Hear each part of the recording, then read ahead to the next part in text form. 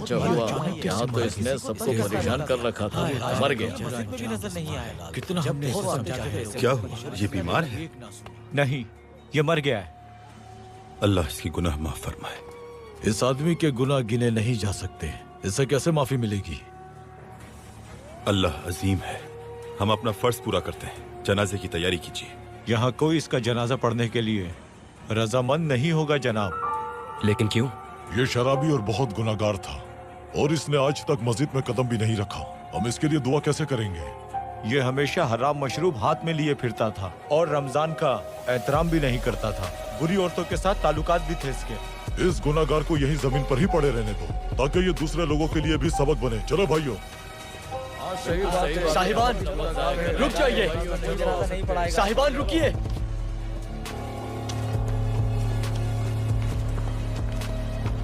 क्या हम इसे ऐसे ही छोड़ देंगे?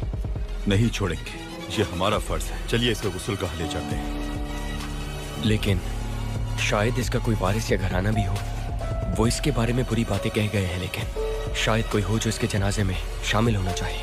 आप बिल्कुल सही कह रहे हैं। हमें पहले इसका घर ढूंढना चाहिए। ठीक है। तो है ना बेटा, तुम क्यों आए हो?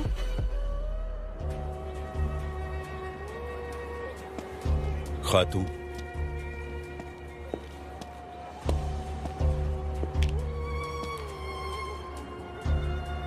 आपके नुकसान पर अफसोस है।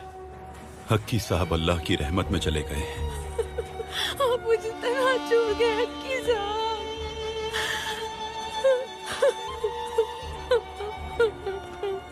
हम उनके जनाजे का सब इंतजाम करेंगे। अल्लाह आपका भला करे।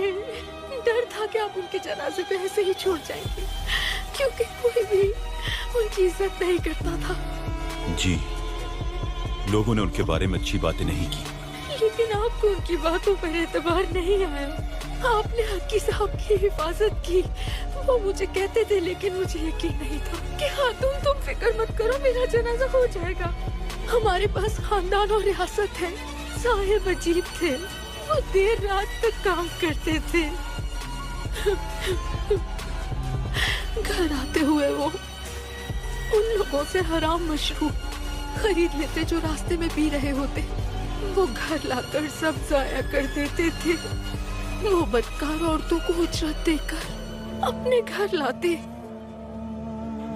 वो उन औरतों को रकम देने के बाद सीधे रास्ते पर चलने की नसीहत करते थे हक्की साहब। इसलिए सब उनको गलत समझते थे।